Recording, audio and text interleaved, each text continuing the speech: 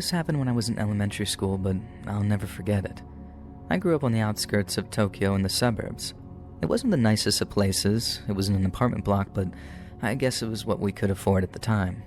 The building was old and a little unsafe, but it was home. In fact, the first floor was a restaurant, a Chinese place, and it didn't have a good reputation. I heard the adults in and around my family speaking about that place from time to time, and they never had anything nice to say about it. They said it was dirty, and to be honest, it did look dirty. That wasn't the problem, though. The restaurant owner's son was the problem. We were about the same age, we were both in elementary school, and he didn't go to my school, and I'm not even sure that he went to school, come to think of it. I never saw him wearing any school uniforms, and he seemed to be wearing the same tattered t-shirt and bottoms that I saw him in each day.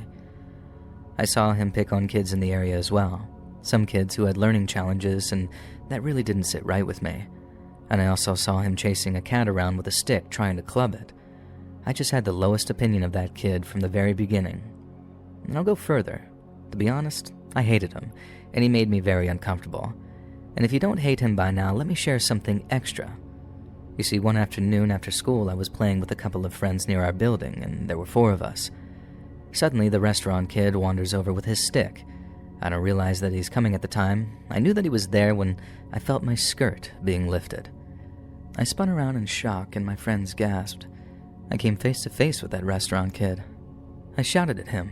I said something like, "What do you think you're doing?" He looked me in the eyes, not ashamed that he had been caught doing something he shouldn't have. There was no annoyance, and instead, he was irritated. He was annoyed at how I had reacted, and he made this kind of ch noise. You know, the one that sounds like a tut. I didn't wait for him to say anything else.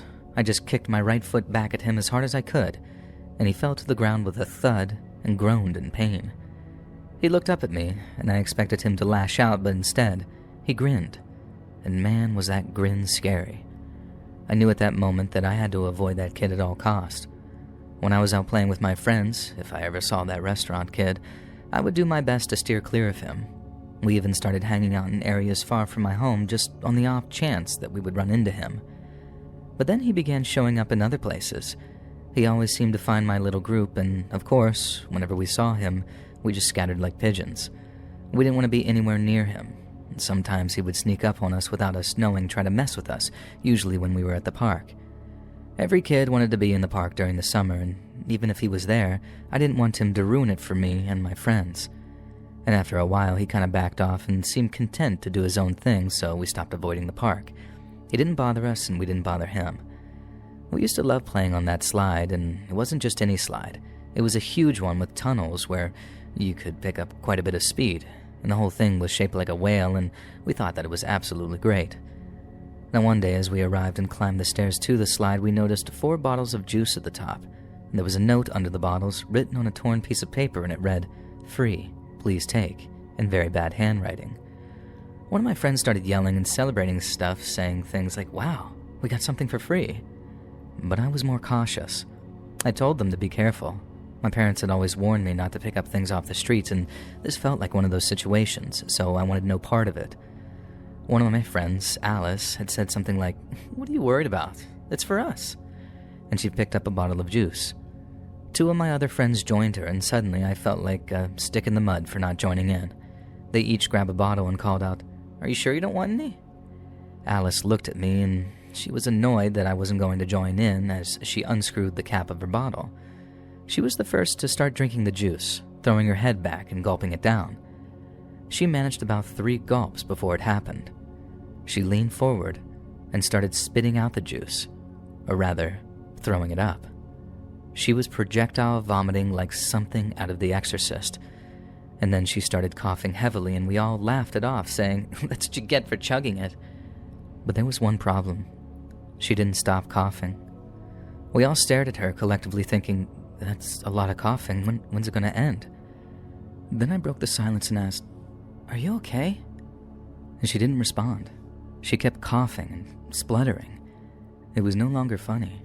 She was spitting, and when I saw her spit hit the ground, it looked brown. I looked at her and saw that foamy brown spittle was trailing from the corners of her mouth, and something was very wrong. We started screaming. and panic hit us like a wave, and we were all shouting for Alice's attention, each of us wanting her to say that she was fine. Alice looked up at us, clutching her chest, and the last thing we heard her say was, "Hot, hot, Mom," as she thrashed around. An older woman who had seen us crying and wailing rushed over and asked what had happened. The only thing we could tell her was that Alice drank the juice that we found at the top of the slide, and as we panicked and explained, we saw a look of horror across the woman's face. She dug out a flip phone from her purse and called for an ambulance. Us young girls couldn't do anything but freak out. Yet, amidst all this chaos, I felt like I needed to turn away from Alice, as if someone was watching me. I turned to meet the eyes of the restaurant kid. He was crouching behind some plants in the park. It was summer and the grass was higher than usual. The restaurant kid was squatting down, watching our panic, smiling, so pleased with himself. My other two friends, and of course not Alice, didn't notice him, but I sure did. And as soon as he realized that I had spotted him, he ran. Moments later, the ambulance arrived for Alice. My parents and the paramedics asked me very serious questions, but I couldn't answer. It was all just some blur. I was so scared for my friend. I thought that when she left in that ambulance, it might be the last time that I ever saw her. Fortunately, it wasn't. She made a recovery and was even back at school after a week or two. And later we found out that the juice that she drank wasn't just juice. It had been laced with pesticides. No one knew who would put those bottles on the slide. I heard words like random and no motive thrown around a lot.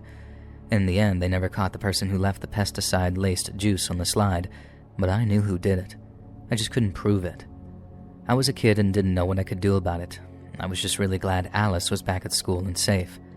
I guess I was also a little scared to come forward with my theory about who did it. I was afraid that if I told anyone, he would try to hurt me or my friends again.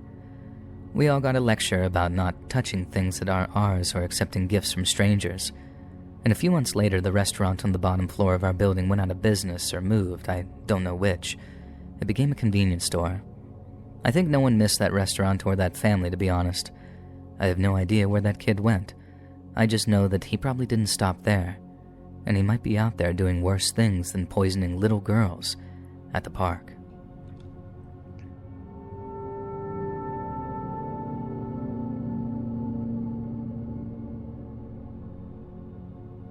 This happened when I was working part-time at a ramen restaurant. I first got the job when I was around 16 years old during the early years as a high school student. This happened in my hometown, Kota, in Shiga Prefecture. The ramen restaurant I worked in was inside a shopping department, and I worked nearly every weekend after school serving customers and operating the register. I would start at about 7 and work right up to midnight some nights, cleaning and closing down usually. Opposite the register, there was a row of seats for anyone in the mall to use who needed to have a break. They were used by everyone, not just customers of our restaurant. My experience happened about a year and a half into working there, making me 17 years old at the time. Also, I'm female, by the way. One day during a lull in my shift, my manager and coworker approached me and asked, "Hey Erica, do you have any older friends around here?" I was kind of confused by that question, but quickly responded with a no because I didn't want to be asked strange questions like that. Both my manager and coworker shook their heads in what seemed like disagreement or surprise. I wasn't sure which, and then my manager said, "I see." I had no idea why they had asked me that, and I didn't know what they were talking about. I went back to work and shrugged it off, and a few weeks later, my coworker came up to me and asked, "Hey Erica, can you please go to the bathroom and come back?" It felt odd, but I stood there confused until the manager came over.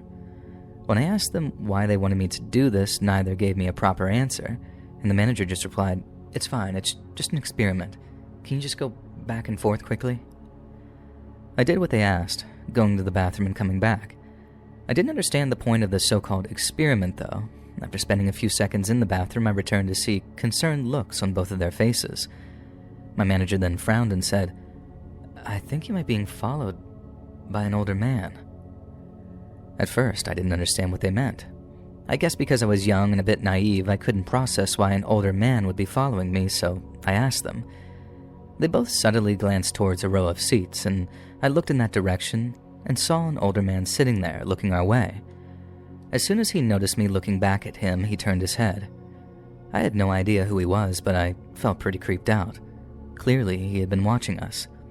I asked my coworkers why they thought that he was following me. I mean, sitting outside the store, is that really being followed? I wasn't sure, so I let them explain. Well, every time you're on shift, the guy sits right over there and stares at you. When you leave the store or go to the restroom, he gets up too and starts following you. It seems like he's stalking you. And it terrified me, but not in the way that a ghost story would. As they say, people are scarier than ghosts. I glanced at him again, wanting to make sure that I didn't know him, and as I studied his face, I became certain that he was a complete stranger to me, and that realization left me feeling weird inside, a mix of disgust and numbness. After learning that he had been watching me, I couldn't get it out of my mind for the rest of my shift. I spent the time either looking over my shoulder or stealing casual glances at him, trying to avoid eye contact, though. When my shift ended that night, my coworkers walked part of the way home with me, which I appreciated. But later, when I was alone, I looked over my shoulder and saw that same creepy middle-aged man following me at a distance. And that's when I realized I was being stalked. I managed to get home, but it was nerve-wracking. I didn't know if he just happened to be going the same way or if he was truly following me. At first, I didn't want to rely solely on my coworkers' suspicions. They weren't detectives, after all, but I gave the man the benefit of the doubt. However, my thoughts changed when I went to work the following night. The creepy man was back, and at one point I noticed that he was standing uncomfortably close to the bathroom. Then, during my break, I went to a nearby convenience store and realized that he was following me again. He watched me enter the store and, to my surprise, left shortly after. Feeling relieved to be away from him, I returned to the restaurant. But there he was again, sitting on the seats opposite my work, never taking his eyes off me. I asked my coworkers and manager to keep an eye on him over the coming days because I still wasn't sure what to do. Chillingly, I later heard from a colleague that the stalker had been seen going into the same convenience store right after I left and had bought the exact same things as me. Apparently, he was even interested in the magazines that I picked up and flipped through. It was all piling up on me. It felt like he was there from the moment that I started my shift until the moment I finished, but I didn't know what I could accuse him of or how much trouble it might cause me if I did and wasn't taken seriously. At that point, I was so creeped out that I began to dread going to the job that I had once enjoyed, and I was feeling frightened.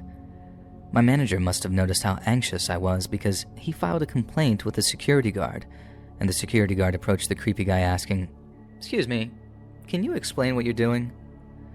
It wasn't aggressive, but it worked. The man, visibly embarrassed, quickly walked away. But my relief was short-lived.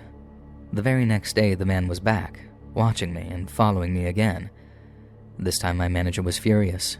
He stormed over to the security guard and demanded that he give the man a strong warning, and he was not to return, and if he did, he would file a police report. The security guard did just that. Once again, the man got up and left, clearly embarrassed. I hope the threat of a police report had done the trick, and for the first time in a while, I had a peaceful shift, and it felt so good to glance at the seats and see them empty. When my shift ended that night, I headed to the parking lot to get my bicycle. It was always dark down there, especially after a late shift. As I unlocked my bike and tried to push off, it wouldn't move. Confused, I looked back to see if my wheel was caught on something, and that's when I saw him. My stalker was standing there, gripping my back tire tightly with both hands, preventing me from leaving. It was terrifying. He seemed to have stepped out of the shadows, and I hadn't even realized that he was in the parking lot with me. I was so scared that I couldn't make a sound. I tried to push off again, but weaker this time, knowing it wouldn't work. And then I heard him muttering something. Why? And something inside me shifted at that moment. My fear turned to anger in an instant, and I spun around and yelled at him, "What do you think you're doing? Let go of my bike!" I didn't expect his response. Why? Why did you say you were going to the police? What on earth were you thinking? His words creeped me out even more, highlighting how self-centered and delusional he was. It was all about him, with no concern for how his actions had affected me. I shouted back, "I'm scared. You creep me out. Let go of my bike." I hoped to embarrass him again because it seemed to work before, but he shouted back louder, "I never put my hands on you. Are you kidding me? You're going to call the cops just because I looked at you? Good luck." His selfishness was appalling. He didn't care how his actions were affecting me. It was all about him. Thankfully, our shouting had drawn the attention of mall security, who rushed over. As soon as the creep saw them, he bolted, running off with his tail between his legs. After that encounter, my boss insisted on police patrols to ensure that if the man showed up again, he would be met by the authorities. Even with the cops around, I couldn't shake the feeling that he might show up at any moment. I grew paranoid, feeling anxious whenever anyone so much as glanced my way for more than a few seconds. In the end, I had to leave that job. I got into a university hundreds of miles away, and honestly, I'm glad I left. Before that creep came along, it had been the best job I ever had, even though some shifts were long and late. What I still have trouble getting over, though, all these years later, is the fact that he was angry at me for wanting to report his behavior. He was a glimpse into a solipsistic world, a man with no ethics. He said this to a 17-year-old girl who was scared and tired of being stalked by him. "I never put my hands on you. Are you kidding me? You're going to call the cops just because I looked at you?" He knew what he was doing. He knew to leave when security came, and he knew to hide when the police arrived, and he knew how to gaslight and manipulate me into thinking that I'd be in the wrong for reporting him. All I can say is that I'm very grateful for the people who have helped me through that situation. If it weren't for them, who knows what could have happened.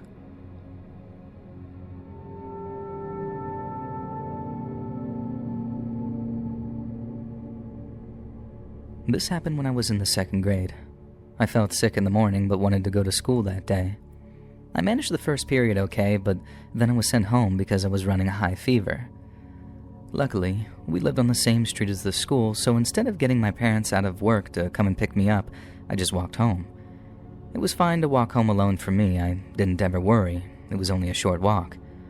I let myself in and went straight to my bedroom. I got into bed and fell asleep before I knew it, and I was sleeping soundly, I guess, but then I was awoken by a noise from downstairs. I honestly just thought that it was my mom coming back from her part-time job or from shopping or something, and the school probably called her. Since she woke me up, I figured that I might as well go downstairs to go and see her. I crept down the stairs quietly. I felt like surprising her that day. I likely had a smile on my face as I slowly went downstairs. However, that smile would have soon disappeared when I realized that Mom wasn't down there. Someone else was. It was our neighbor, a guy of about 50 years old, and he lived next door. I stopped and stared at him, and he had a knife in his hand. Seeing me at home, he panicked. And now I'm old enough to know that he didn't expect company. He would have assumed that the house would have been empty, or, I dread to think, my mom would have been home alone. Before I could begin to process what I was seeing and begin to question what was happening, he spoke to me. "Hey, can you keep a secret? No one needs to know that I was here. Okay, pal?" My eyes were glued to the knife in his hand the whole time he was speaking. My brain was now in gear. Remember, I had just woken up and I had a fever, and now I was beginning to put two and two together. Well, trying as best as I could. I was only a kid when this happened. I stared at that knife and I just thought to myself, I am in danger. I was so scared when the gravity of the situation set in that all I could do was nod yes. He smiled at me when I nodded, and then to my surprise, he turned and left. I ran over to the door and locked it. I guess I must have forgotten to lock it when I got in from school. I wanted to tell my parents, but I thought that my neighbor might kill me if I told them. He had scared me so much with that knife that he had in his hand that there was no way that I could break the promise that I had with him. I had to keep that secret. And so, I didn't say anything to my parents. About a month went by and life was kind of back to normal. I thought about the neighbor often, and I didn't like being home alone after school waiting for my parents to come home, but I was surviving. And one afternoon after school, I heard a knock at the door. I went to the door and it was the old man next door, standing out there. He had a load of sweets and he wanted to give them to me. I was so stupid to open the door while I was home alone after what had happened. I realize now how foolish I was to open the door while I was home alone after what had happened, and I know better now. Reluctantly, I accepted what he offered and quickly closed the door. After that, he would bump into me or come to the house once a month, always bringing candy, and he would smile and say, "Here you go, eat these." At the time, I didn't understand why he kept giving me sweets. In hindsight, I guess it was to bribe me into silence. I can't be certain, but that's what it seems like. I didn't like being rewarded for reasons I didn't understand. It felt wrong and a bit disturbing. Whenever I saw him smiling at me with his candy in his hand, I couldn't help but picture him holding a knife instead. One time he came over with candy while my mom was home. I didn't want to talk to him or make eye contact, so my mom made excuses for me, saying things like, "Oh, he's just shy." She even laughed, finding my shyness endearing, I guess, but she didn't know the secret that I was keeping for him. Months went by, and then I heard the news that our creepy old neighbor had passed away, and it felt like a weight had been lifted off my shoulders. My parents thought that I would be devastated because, to them, it seemed like we had some sort of deep connection, but instead, I was celebrating, not mourning. I didn't shed a tear for that man. Life moved on. I grew up, moved away, and started a life on my own. I've always been a little on edge when home alone, but it has gotten easier over the years. Last weekend, I returned to my hometown and was reminded of our neighbor at a neighborhood party with my parents, and someone brought him up, and I listened in. "That old guy loved betting on horse races and playing the slots," someone mentioned. Another person added, "Yeah, I just remember him being an alcoholic. He used to show up at our house uninvited all the time. I had to have strong words with him once to make him leave." And then another chimed in, "Isn't it funny how all the thefts in the neighborhood stopped after he passed away?" And that's when it dawned on me that he was probably there that day to rob us, maybe even more. If my mother had been home alone, something that happened often because she worked part-time, things could have turned out very differently. He must have been bribing me with sweets to keep his secret. He was an alcoholic thief who preyed on our neighborhood. I can still see his face and that knife in his hand. It's a memory that haunts me to this day.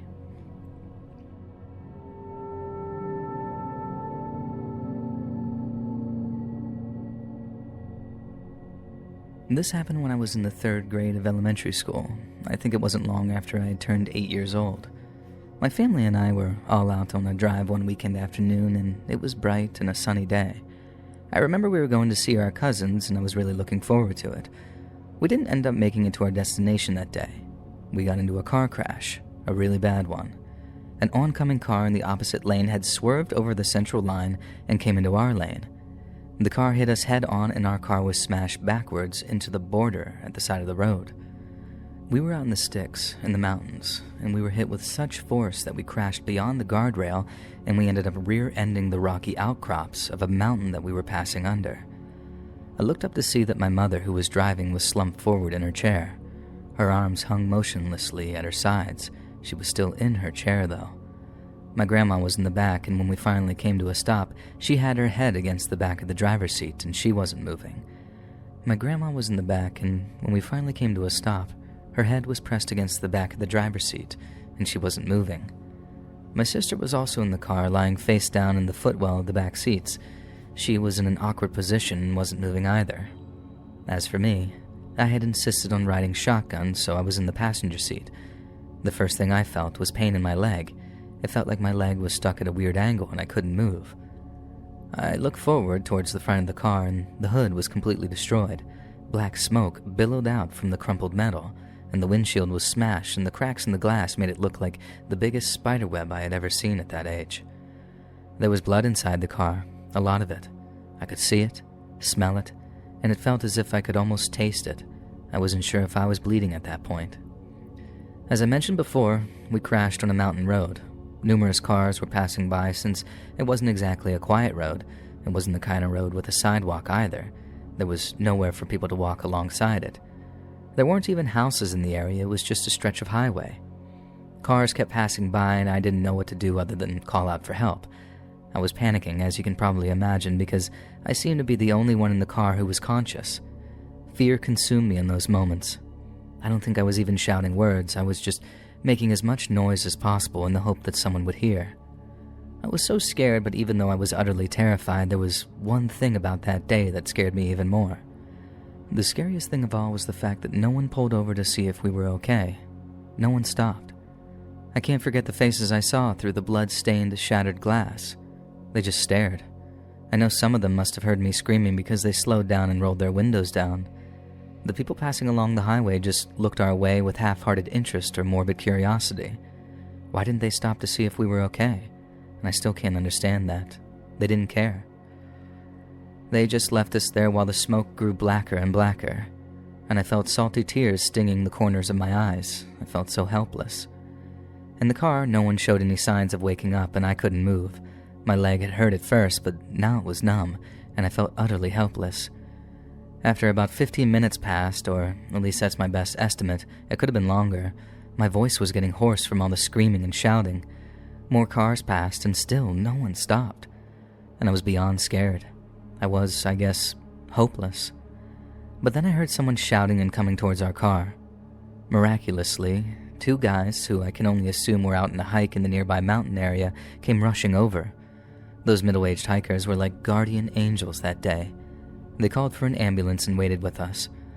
Although my mother was bleeding profusely, her wounds weren't life-threatening and she needed stitches, though. My sister got away with just a couple of stitches, but she was badly bruised and had lots of minor cuts. And I thought I was going to lose my leg, but it wasn't that bad. It was just fractured. Unfortunately, my grandma didn't make it. She had suffered a collapsed skull as a result of the crash. The car that crashed into us belonged to an elderly couple, and I still remember what the old man looked like. He had a really red face. It looked like he'd been drinking or something, and I saw him at the hospital that we all ended up at.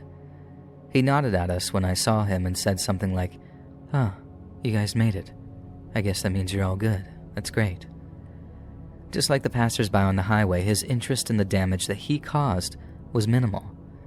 I learned something horrible about people that day. Indifference in Japan can be truly chilling.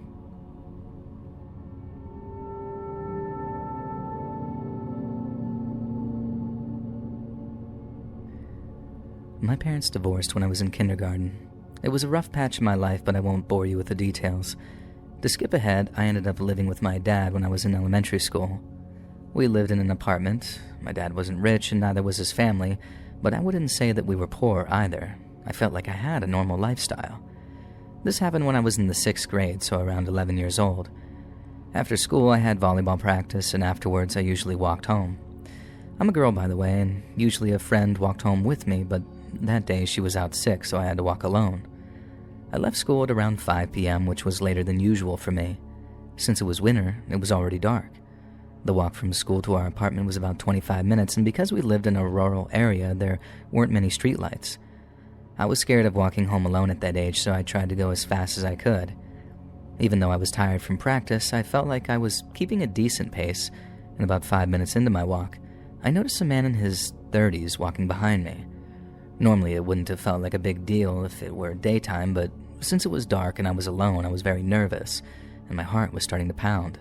What if I get abducted? Like on the news, I wondered. Feeling paranoid, I quickened my pace. I didn't know if it was my imagination, but it seemed like when I sped up, so did he. In my rural town, you didn't see many people out after dark. Most people were at home relaxing by then, and that's how I saw it, at least. I kept thinking if something happened to me, no one would be around to help or even notice. And the more I allowed these frightening thoughts to enter my mind, the faster I walked. I was almost home when I reached a red light at the intersection across from my street. I used the opportunity to check behind me. The man who I thought had been following me wasn't there anymore, and I felt relieved and assumed that I'd been overthinking. I slowed down to my usual walking speed. I crossed the road and turned toward our apartment, but when I looked back one last time, the man was there again, and the sight of him gave me goosebumps. Freaked out, I broke into a sprint. I ran upstairs to our apartment, scrambled to get my keys out of my bag, and quickly unlocked the door before rushing inside. We lived on the 2nd floor. I went straight to the bedroom and cautiously opened the curtains a little to look outside, and the man was standing on the street staring up at me. I was terrified and couldn't bring myself to look away. I just stood there, watching him until he slowly walked away from our building. About 2 hours after the man left, my dad came home from work. I desperately wanted to tell him what had happened, but I didn't want to worry him. He always seemed stressed, so I just kept quiet. A month passed, and I thought about that day often, but nothing else happened to make me feel scared or anxious. Then, about 2 months after that incident, on a Sunday morning at around 8 a.m., someone rang our buzzer. My dad was getting ready for work, so I went to the door and looked through the peephole. 2 men in suits were standing outside. I called out and asked who they were. One of the men said that they were from City Hall, so naturally I opened the door. and as soon as I did, one of the men stuck his foot in the doorway to prevent me from closing it, and I was terrified. "We're here to have a difficult conversation with your father," one of the men said. "Is he here?" I didn't know what else to do, so I called my dad. When he came to the door, it seemed like he recognized the two men, and he turned to me and said, "Go wait in the kitchen." My dad's mood shifted drastically after seeing them. I wanted to know who they were and why they needed to talk to him, so I lingered in the hallway listening. I didn't make it to the kitchen, and my dad must have noticed because he suggested to the men, "Gentlemen, shall we talk outside?" They stepped outside and my dad followed, shutting the door behind him. They talked for about an hour and I couldn't hear anything. When my dad finally came back in, he was quiet, and I asked him about the men. "Were those guys from City Hall?" I asked. "It's not a big deal. Everything is fine," he said, and that was the end of the conversation. He didn't want to discuss it any further. 3 days later, I woke up for school as usual. I expected to see my dad rushing around getting ready for work, but the apartment was unusually quiet.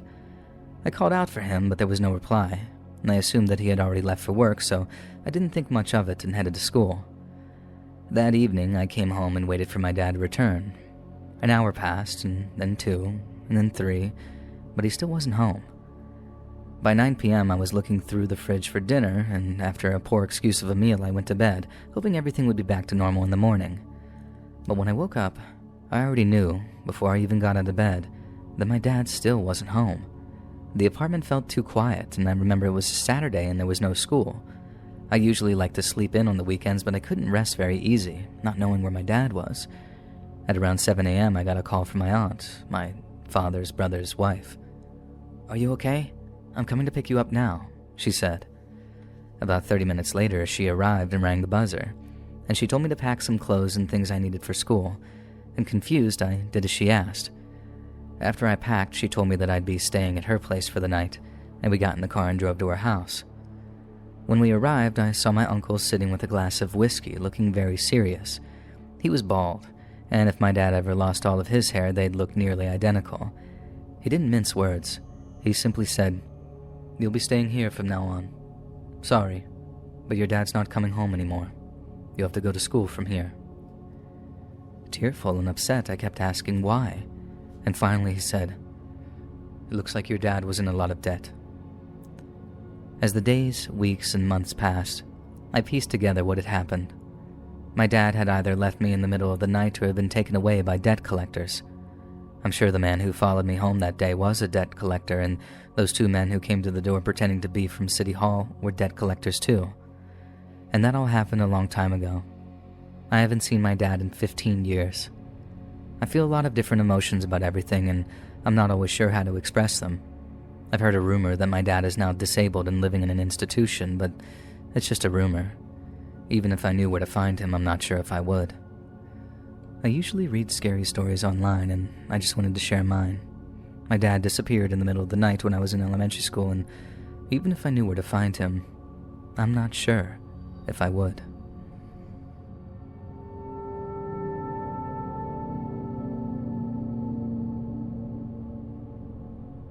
I've had some pretty creepy experiences in my life, and many of them still live with me, re-emerging when the lights go out.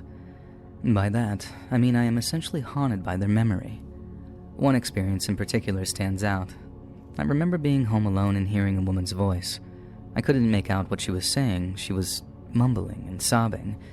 It was terrifying, and I just ran straight out of the house.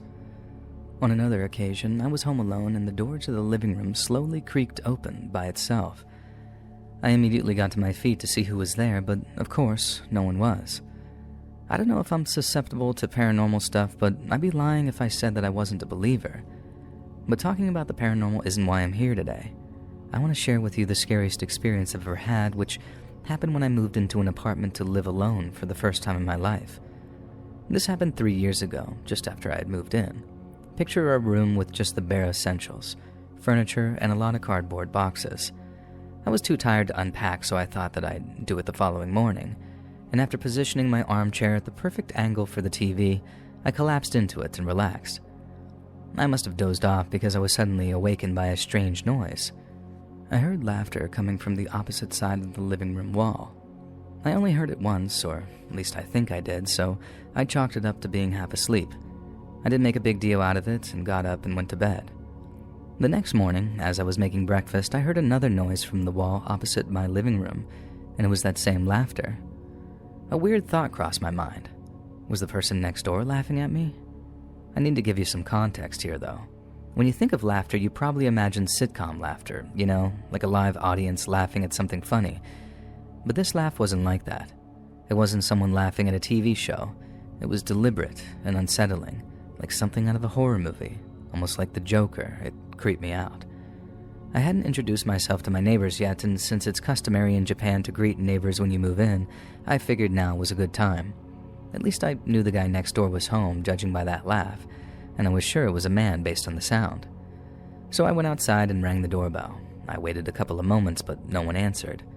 Just as I was about to give up and go back inside, one of the other neighbors came out of their apartment, and he looked like he was heading to work. "No one's lived there for a long time," he said. As you can imagine, that was strange to hear, considering I had just heard someone laughing next door. I introduced myself, but kept the laughter to myself, and I chalked it up to another paranormal encounter. Great, I thought. Trust me to live next to a haunted apartment. Normally I would have freaked out and wanted to move immediately, but since I had previous run-ins with ghosts, I decided to stick it out. Nothing much happened, except for hearing that strange laughter now and then over the following days. Who cares about a little laughter, though, anyway, you're probably telling yourself. Well, 3 months went by quickly, and aside from the occasional laughter, things were uneventful. And then, after that 3-month mark, I started hearing a new noise. It was a strange clanking sound coming from the living room wall. The laughter was one thing, but a clanking, banging sound was a bit too much. I thought about moving, but honestly, I was just too lazy to pack everything up and find a new place. I stalled and eventually learned to live with the noise. Life got in the way, and I was out more than I was in, anyway. One weekend, either a Saturday or Sunday, I got so annoyed by that noise that I decided to kick the wall where the sound was coming from. In my head, I thought it was pointless. Kicking the wall wouldn't bother a ghost. But I kicked it anyway, and I wasn't prepared for what happened next. I heard a distinct male voice shouting, "Whoa!" followed by the sound of something crashing. What the hell is going on, I thought. I froze. I didn't expect to provoke a reaction from a ghost. Then, reality hit me. Occam's razor. There wasn't a ghost next door. Maybe someone had been living there without the landlord's knowledge, possibly squatting. I wasn't about to ring the doorbell again, but I knew someone who would. The police. I called the cops and they arrived quickly. I heard them try the door and go inside. There was a commotion, a heated exchange, and some screaming. It turned out that someone had been living next door, and I found out later that a middle-aged man had been staying there, even though the apartment was supposed to be empty. Apparently, the man was under the influence of illicit substances, and when the police busted in, he went on a rampage, kicking and screaming. It turned out that he was the landlord's son. His father had allowed him to use the apartment to do whatever he did in there because of his struggles with addiction, and I was furious. I had been paying rent while this guy came and went as he pleased, laughing like a maniac. That laugh creeped me out, but it wasn't nearly as terrifying as what I later realized the clanking sound was. That sound was him digging a kitchen knife into the drywall that separated our apartments. There were tons of holes on his side of the wall, and it seemed like he was trying to break through into my living room. And after that, I moved out. I got my deposit back and was forgiven a couple of weeks of rent, which, in my opinion, was the least they could do.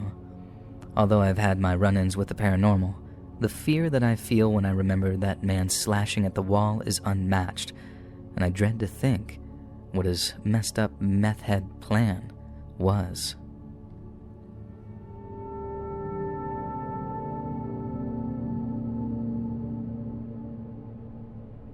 This happened about 5 years ago in Kyoto, the former capital of Japan. I had an office job and sometimes the hours weren't as flexible as I'd like them to be. We workers usually had to stay until the projects we were responsible for were complete. I didn't mind, I suppose, but it was hard to maintain any constants in my life. Because I didn't have a steady routine, I decided to do something about it. I made a commitment to myself. I would take a walk after work around a forest trail near my neighborhood, no matter what time of day that I finished. Now, since I typically finished work late and the forest trail was quite remote, I usually didn't run into any people during my walks, but one night, that changed. I encountered someone standing by the side of the forest trail. He was a man of medium build, dressed in dark clothes, and the most striking thing about him was that he was completely still, and in a word, he was motionless. And from the moment I saw him, I felt something was off. He gave me the creeps, and I didn't like the idea of passing him in the middle of the forest, in the dark. I didn't want to go anywhere near him, but if I turned back, it would add another 30 minutes to my walk. I didn't want to do that. I remember physically trying to stop my hands from shaking. I was all tensed up, sure that he was about to do something as I passed him by, but fortunately he didn't. It was as if he didn't even notice me. Due to some terrible weather in the area, I hadn't been out for my walk for a few days. I also skipped my routine walks on the weekend. When I finally got back on the trail, to my shock, I encountered the same man again, standing in the exact same spot as before, 4 days after our first meeting. It was an unusually clear night. The full moon illuminated the forest trails well, and thanks to the moonlight, I was able to see the man from a distance and turn back quietly before he noticed me. Once again, he was motionless with a vacant look on his face. Why was he out there? And because of him, I quit my nightly walks. I just didn't feel like doing them anymore. About 2 weeks later, I was in the office break room reading the newspaper when I got another shock. An article reported that a body had been found in the forest and the police suspected murder. I immediately thought of that strange man and wondered, could he be behind it? It seemed possible, but in the end, I thought it was probably unlikely. Still, I couldn't get it out of my mind. My curiosity got the better of me, so one Sunday morning I headed back to the trail. I found the area the police had cordoned off, and there was police tape and a detour in place. The spot covered by a white tarp, hidden from the public, was exactly where I had seen that man standing by the trail. When I saw that, I got the shivers and immediately turned back for home. It might not be related, but after that, something strange happened. I developed insomnia and couldn't sleep without taking sleeping pills. I think I might have had a close call that night I passed by that man, and could he have been the culprit? Or had I passed by the victim who was somehow trying to be found? Or maybe it was neither, and I guess I'll never know.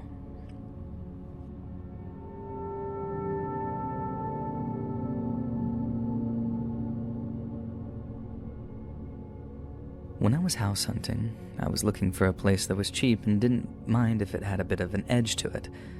A real estate company was eager to show me an apartment. It was a small place, but it had a loft and nice sun coverage.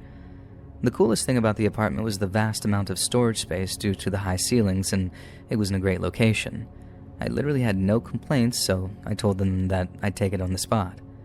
And man, was that a mistake. At the time, I had a cat, and I have to admit that I forgot to let them know. In my defense, they never asked, and I felt guilty about it, but I didn't want to lose the place or give up my cat. It was tough. I figured it might be best to just keep quiet and see if anyone noticed. After meeting some of the residents and introducing myself, I took a look around the area to familiarize myself and find my go-to stores. The neighbors were welcoming, and I liked them. Once all the moving was done, I was exhausted. That night, I only unpacked the bare essentials. My cat was acting strangely. She stayed by the front door and occasionally hissed, and I assumed it was due to the new environment, so I didn't think anything of it. But then my cat made a low, growling noise, the kind that you're probably familiar with. That unnerved me a bit because she didn't usually make that sound. I figured maybe that there was another cat nearby and tried to ignore it. I went to sleep quickly, exhausted from the move. But my cat wouldn't stop growling night after night. One evening, I tiptoed over to her, trying to figure out what was bothering her. I realized that there was someone on the other side of the door. I'm not talking about anything supernatural. I mean, a human. You know when you see the shadow of feet through the gap beneath the door? That's what I saw. I wanted to throw the door open and confront whoever was there, but the risks were too high, and I didn't feel safe. Whoever was out there was not normal. Who stands in front of someone's door in the middle of the night? I was terrified. I was living alone as a young woman, and someone was outside my door for reasons I couldn't understand. The only thing I could do was retreat to my bedroom with my cat and wait until morning. My cat kept growling, and I barely slept that night. And after that, sleeping became difficult. I wanted to move out of the apartment, but I was locked into a long-term lease and couldn't leave without losing a lot of money. I didn't have any family to turn to either, I had 3 months left before I could move, so I held on to that. The stress got to me, and I ended up visiting a doctor who told me that I was suffering from stress, and I even lost weight. I stayed with a friend for a few days, but after a while I felt like a burden, so I returned to my apartment. I decided to show my face more around the apartment complex, hoping to get along better with my neighbors and let them know that I was okay. But as I bumped into them and said hello, I was shocked that every single one of them, in one way or another, mentioned my cat, or cats in general. Now here are a few examples. "You know cats aren't allowed in this building, right? That's crazy, isn't? Just the thought I should let you know. I would never dream of bringing a pet in here without the landlord's approval. I'm sure you feel the same. You know the landlord hates cats, right? I couldn't believe it at first. Did you know that?" And I never took my cat out of the room. She was an indoor cat. How did they even know I had one? She wasn't causing any trouble. I was a proud cat owner and took good care of her. I was sick of these not-so-subtle comments, so when the next person asked me about it, I responded, "How did you know I had a cat?" I expected them to play dumb, but my neighbor's reply shocked me. "Because we all took turns watching." And this is where the story gets truly intense. Apparently the landlord had ordered the other residents to keep an eye on me. My neighbor told me that as soon as I returned home from work, someone was assigned to keep watch. The creepiest part was that she wasn't even embarrassed or thought it was strange. She proudly and smugly admitted that she found my cat by lifting the mail slot on my door to peek inside my apartment. I argued that what she did was a complete invasion of my privacy and totally insane. Every argument I made was met with the same response. We were just doing what the landlord told us. It was a total weird setup, and it was deeply disturbing. The landlord had brainwashed them all.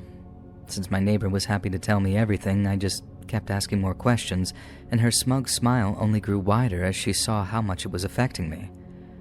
When she told me that the landlord had instructed them to go through my mail to learn more about me, I decided enough was enough. I called the real estate agency immediately and informed them that I was leaving, and thankfully they were sympathetic and I didn't lose any money. Now I understand why such a great place and a great location was so cheap. I can laugh about it now and it makes for a good story, but it is still deeply disturbing to me. Nowadays I live in a better place. No weirdos outside, no issues with pets, and no insane landlord. Sometimes a good place is worth the price, and if something seems too good to be true, it usually is.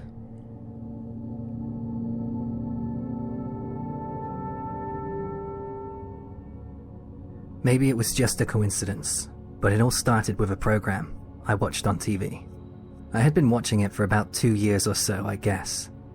So you could call me a fan. It wasn't a popular TV show. It had a minor following online, and each episode was only about 30 minutes long. It has since gone off the air, but one of the segments of the show would ask the viewers to send in creepy submissions. To be honest, I think that was the best part of the show, and I didn't love the other segments. Just to give you a flavor of what some of the submissions were like, I'll give you some examples. There was one where this guy sent in a video of his pet acting really strangely. That one was pretty scary. Another one was of someone filming a very odd billboard as they passed through some town in the middle of nowhere. I can't remember what was on the billboard exactly, but that one was really weird. If you submitted a video of something strange and mysterious, and your video was selected to be on the show, then you won a prize. Every time I watched that show, I would think to myself, I could come up with something that would make it on the show. The prize, whatever it was, didn't really matter to me. I just wanted to think up something cool to fit the theme. Then my idea came to me. Although I guess it wasn't the most entertaining idea, it was my idea, and I couldn't wait to get started on my creation. I immediately started preparations, and the more I did, the more I loved it. It was a fairly straightforward idea. I wanted to attach a noose to something like a tree limb and make a sign to go with it. That's all it was. I wanted my sign to read, "Feel free to use this." And I wanted to be able to stake it into the ground, so all I needed was some wood. After I made the sign, next was the rope. I had to look online for how to make a noose. I thought it was going to be difficult, but it was a little easier than I thought. "Hi, Jay here. Feel free to use this" is a common phrase that you might see outside of public restrooms and drinking fountains in parks. That should give you a little bit of an idea of the writer's intentions. Back to the story. Now my creation was ready, all I needed to do next was to find a place to take a photo or a video of it, and then I could make my submission. I had some annual leave left available, so I decided to take a day off and drive out to the woods. I drove for miles to get there, because I knew that there was a quiet and peaceful forest just on the outskirts of the city. I got out of the car at a random spot, and I carried my rope and my handmade sign with me, careful to make sure I wasn't seen by anyone. I knew these woods were very, very quiet there. I headed into the woods. I was walking through the forest, and as I got deeper in, I managed to find what I considered to be the perfect spot. I found a solid pine tree. It was pretty big, and it had thick branches. There was a really thick one that jutted out about 3 meters above ground level, which is close to 10 feet. Just in front of the tree, I stuck my "Please feel free to use this" sign into the ground. I made sure it was really deep. Thankfully, it had rained that day, so the ground was plenty moist. Next, I climbed the tree, which proved to be very difficult in those conditions. And then I shimmied over to the branch that I had selected, and I tied the noose. When all was complete, I climbed down from the tree and stood in admiration of my work. I was pretty satisfied. By now, I'm sure you get my idea. I wanted to take a short video of me stumbling across a noose hanging from a tree with a sign in front of it saying, "Please feel free to use this." I know it's not in good taste, but I was certain it would have been good enough to get on that TV show. I thought it was actually a really cool idea. However, when I went to take the video, something didn't seem quite right to me. It looked all a little too new, if you know what I mean. The "Please feel free to use this" sign that I had bought from a hardware store in the city stood out like a sore thumb. Also, the wood I used to make my stake and sign looked like it had just been picked out of a timber yard. It looked fake. And though it was, I wanted to make my video look real. One saving grace was the rope.